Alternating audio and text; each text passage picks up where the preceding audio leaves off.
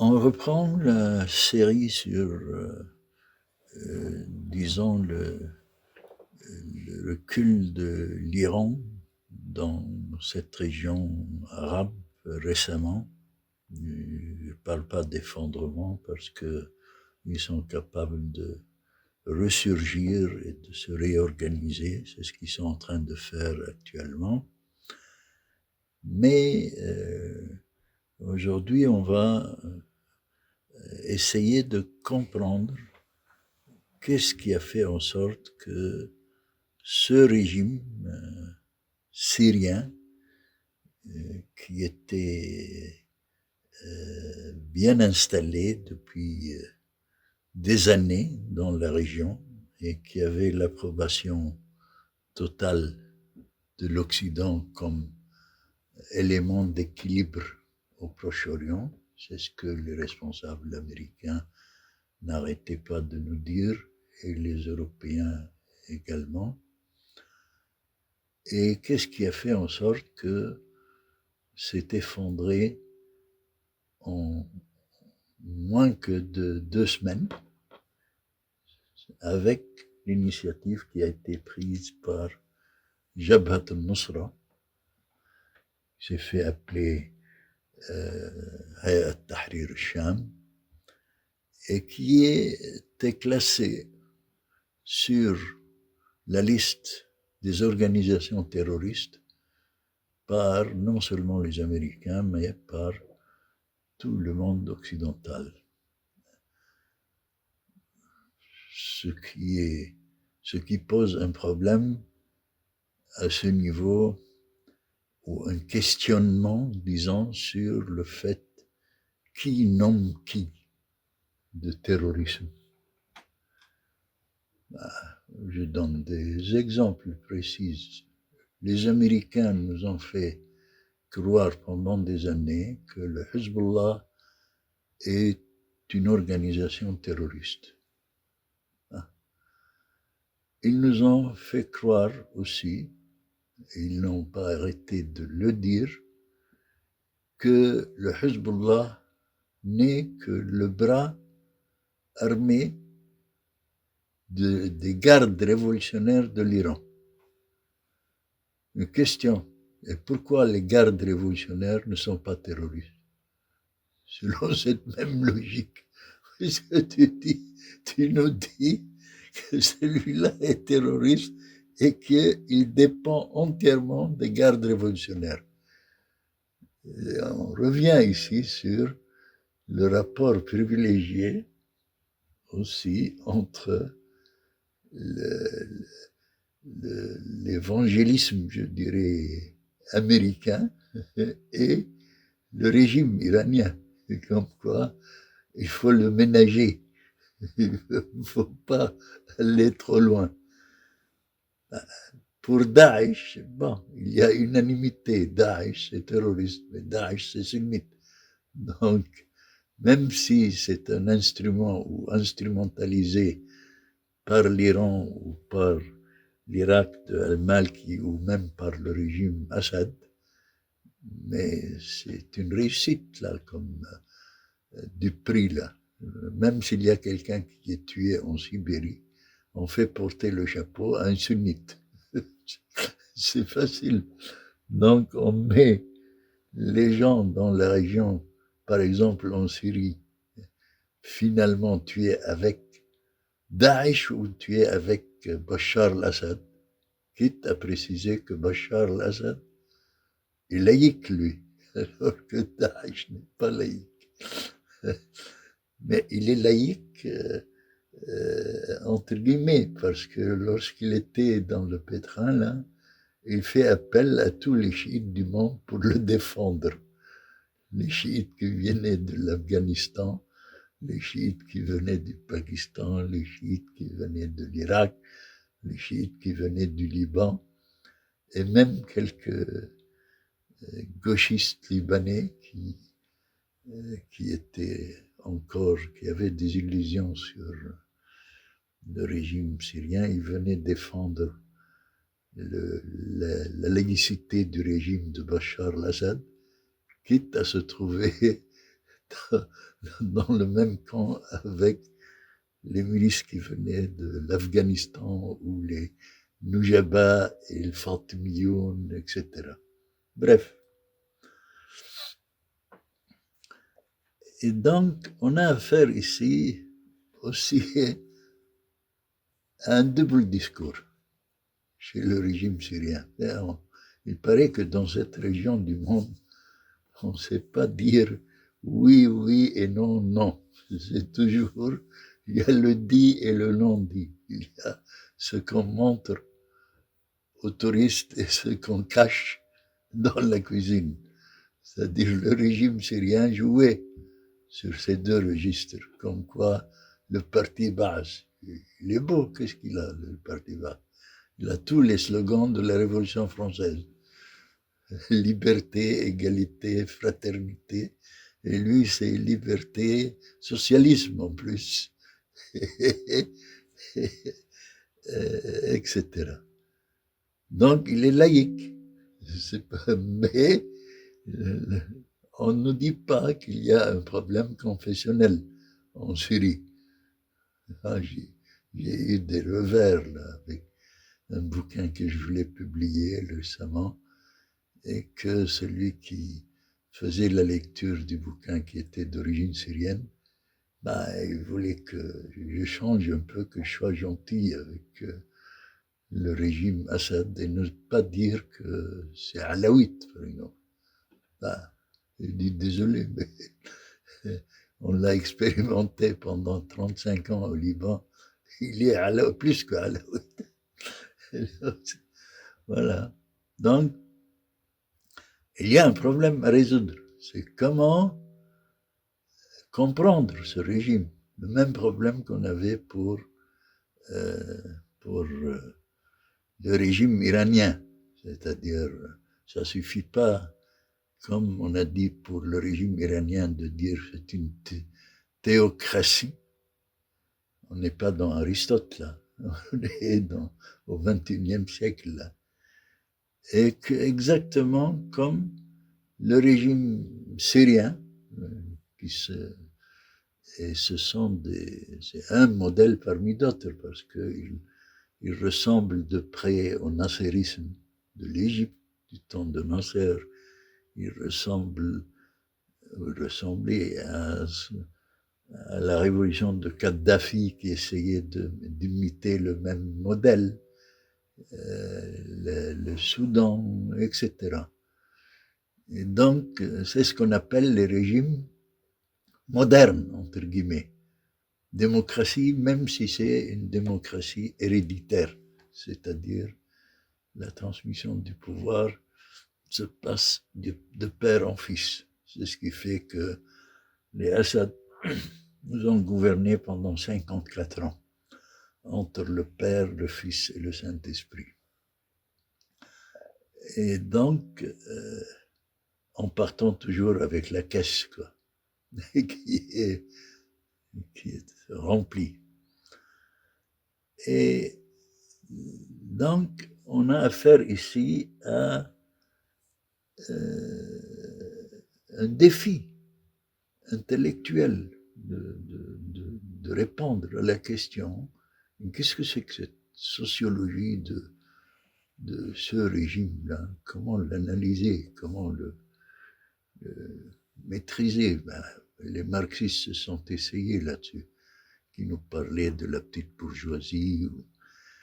Or, les catégories qu'on avait l'habitude d'employer pour décrire de tels régimes, c'est les catégories héritées de Montesquieu, qui parlait dans l'esprit des lois de la séparation des pouvoirs et tout, et que, en dehors de la démocratie athénienne ou à la roumaine, il peut y avoir des régimes extrêmes du genre fascisme, dictature ou despotisme. Et despotisme ici est lié essentiellement au despotisme oriental, comme disait Karl Ludvogel dans le temps l'école de Francfort. Il a forgé ce concept dans la lignée des travaux de Marx sur le despotisme oriental et le mode de production asiatique. Mais ça a donné quelque chose qui sert à rien là, dans l'analyse politique là, de la situation. C'est pas ça. Là, ça demande aussi un autre développement parce que j'ai une hypothèse là-dessus sur à partir de Hannah Arendt comment la dynastie Assad a essayé de forger un genre de pas de despotisme, mais plus que le despotisme, un régime totalitaire à la façon telle que décrit par Hannah Arendt, mais qui a avorté, qui n'a pas abouti puisqu'ils n'ont pas réussi à individualiser le bloc essentiel de la société syrienne, qui est les sunnites. Et la preuve, c'est que à chaque fois qu'il y a une révolution, il se trouve que ce ne sont pas les intellectuels ni les syndicats des cordonniers qui font la révolution, ce sont le bloc, la masse du peuple, la majorité, qui en a ras-le-bol et qui essaye de renverser tel ou tel régime. C'est ce à quoi on assiste actuellement. Et comment ça se fait que c'est Al-Joulani actuellement qui a réussi là où tous les marxistes, comme en Égypte d'ailleurs, ont échoué à faire quoi que ce soit. Pourquoi Sisi ou Mursi a pris le pouvoir? Parce que justement les gauchistes qui se sont révoltés contre Mbarak ne s'entendaient pas entre eux. Là. Chaque deux trotskistes qui se réunissaient, ils forment trois partis. Donc, ce qui fait que ça demande aussi à voir comment ce régime fonctionnait et comment il s'est effondré tout d'un coup, parce que c'est un régime qui ne pouvait pas tenir tout seul. À mon avis, il a commencé à s'effondrer, non pas la veille de l'arrivée de Joulani, il a commencé justement lorsque il a fait appel aux chiites pour le défendre, parce que l'opposition syrienne était sérieuse à l'époque, et que même avec l'appui de toutes les milices chiites qu'on a réunies de partout du monde, l'Iran a essayé de le soutenir avec des milices chiites, ils n'ont pas réussi à sauver le régime. Et ça va à l'encontre de ce que les Iraniens appellent la victoire divine. Ça n'a rien de divin parce que puisqu'ils n'ont pas réussi à l'époque à sauver le régime Assad, ils ont fait appel aux Russes et à l'aviation russe, celui qui a finalement fait mal à Alep, c'est l'aviation russe qui a tout détruit pour permettre à la milice chiite d'achever le travail. Et c'est là, en même temps, qu'il y a un argument révélateur pour tous ceux qui avaient misé parmi les gens de gauche, surtout au Liban et dans les pays arabes, jusqu'à maintenant ça continue, de trouver que leur hypothèse d'un Hezbollah intact et qui aime les vaincus et qui va se battre contre les méchants et tout ça, tout ce discours-là s'est effondré en Syrie, du moment où le Hezbollah a pris la décision tout en sachant que c'est un régime pourri, d'aller le défendre et de s'attaquer au peuple syrien. Ils ont créé un genre de fossé plus grave encore qu'il y a 1400 ans là. Moi, je voyais là, lorsque les Syriens ont appris qu'il y a eu des coups contre le Hezbollah par Israël au Liban, ben, ils ont fêté dans les rues. C'est pas parce qu'ils sont pro-israéliens. C'est facile à dire que tout un peuple est pro-israélien. C'est pas vrai. C'est parce qu'ils ont enduré.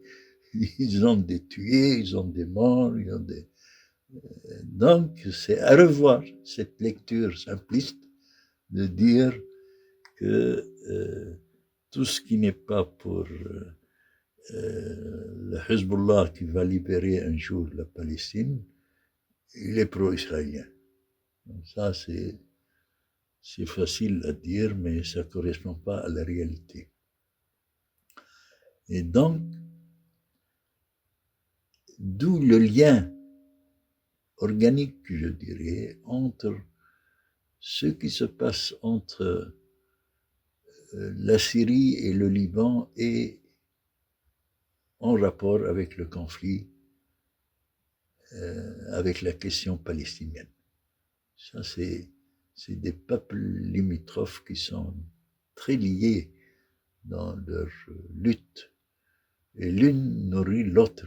C'est pas vrai que les Libanais à eux seuls peuvent prendre le pouvoir au Liban sans tenir compte de qui gouverne en Syrie ou qui gouverne en Égypte.